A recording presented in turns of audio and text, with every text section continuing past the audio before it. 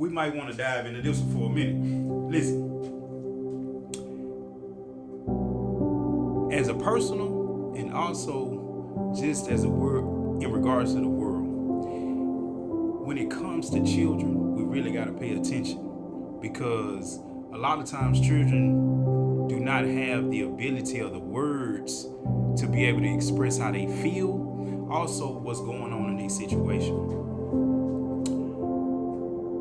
Let me say this. Okay, so you gotta check on your people. If you got kids, if you have a niece, nephew, kids in the community, we gotta check on them. And the reason being, again, as I stated, they don't have the vocab to be able to speak as we speak and do as we do as adults, because you've learned a lot throughout your life in becoming an adult. Another thing is, the things that we go through in life are not for us.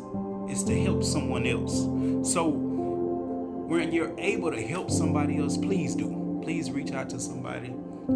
Please acknowledge a kid or talk to them or say something to them, because we got to reach the little people. And the only way they're going to be able to survive is if we help them and we able to, lend a little bit of knowledge and wisdom. When I could have still, right? This 2005, Katrina happened. I'm cutting hair. That was the only thing I used to do. And it was some kids coming through from Katrina. I used to cut their hair whenever they had money, right? And I go to the store. The whole setup is barbershop. It was a barbershop that I worked at. It was a Beeper store, a t-shirt store next to us, and next to that store was the corner store where you go get gas, chips, whatever, little knickknacks from the corner store. Okay, so I'm good with the guy at the corner store. Obviously, I'm working out cutting hair. I've been cutting hair for years. I've been cutting hair since 2003. At this point, it's 2005. I was cutting at this shop for a couple of years. The guy knew me. So when I come in the shop, he says, "Hey, E, those little guys keep stealing from me." He know they steal. So instead of him calling the police, I'm so glad he reached out to me. These kids about 10, 11, they was brothers. They come back to the store. I see them. I'm standing outside the shop like I used to do a lot of times. So as I'm standing outside of the shop, I see them walk up. I say, "Hey man, let me holler at y'all right quick." They was like, "What's up, E? What you want? What's up, bruh?" They got the little accent. They were from New Orleans, fresh, the people that came from New Orleans.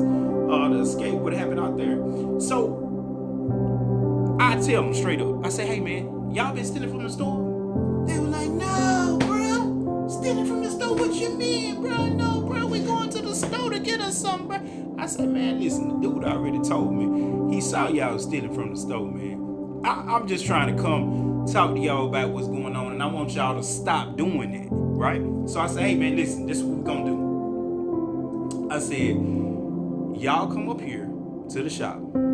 Y'all sweep for me. I'm going to pay y'all every time y'all come."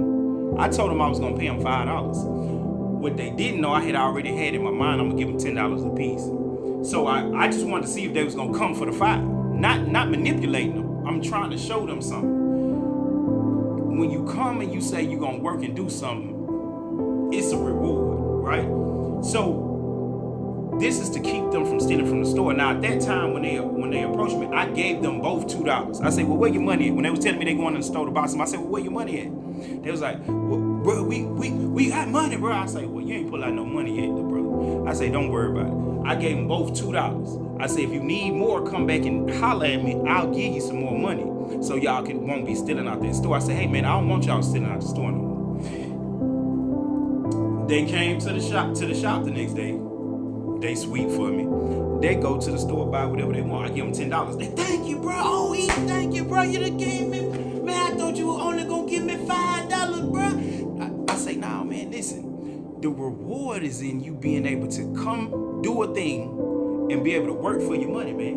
And I was trying to teach them something, but also I didn't want them stealing from the store and this man called the police on these little kids who are really hungry and don't know how to communicate. "Hey man, we just hungry. We just need some, little snacks. We trying to get little snacks, chips or whatever from the store. If you could give us $1." They didn't communicate that, right? But that's okay because they're children. They don't know. I never held that phone. So this went on for a little while until I guess they moved away or whatever happened with them.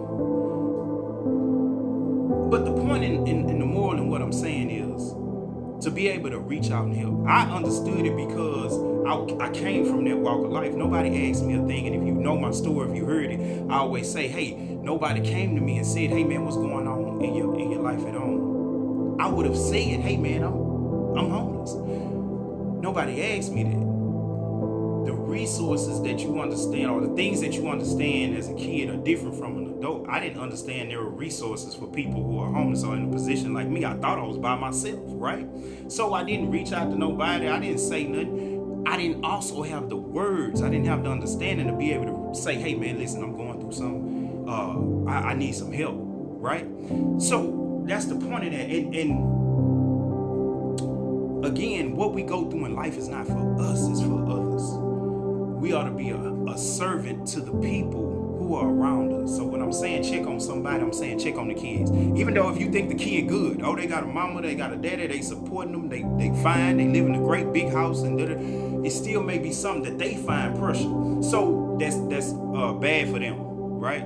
So just reach out to them, man. Say, hey, listen, is there anything you got on your mind you want to discuss? Anything we can clear out, or anything you want to know? Those little bit of things sometimes helps. They may say, hey, yeah, man, I've been having this issue. I'm glad you said something. I feel like had somebody said that to me, I would have communicated that. Again, in this life, we here to help people. And it's important that we always stay in a position of help, and we always put our mind first on how can we be of help. Right? And I'm giving that to the youth, and that's for everybody. You see somebody maybe struggling, help them. Give a listening ear at least. But I'm focusing on the kids because it was near and dear to my heart, because it's something that I went through personally. But I also had an experience as I became in adulthood where I saw some kids struggling, weren't able to communicate what was going on with them. So I wanted to be a little bit of a help to them, because I wish that would have been a little bit of something given to me, right? So that's all I wanted to say in regards to just us helping the kids. They are the future.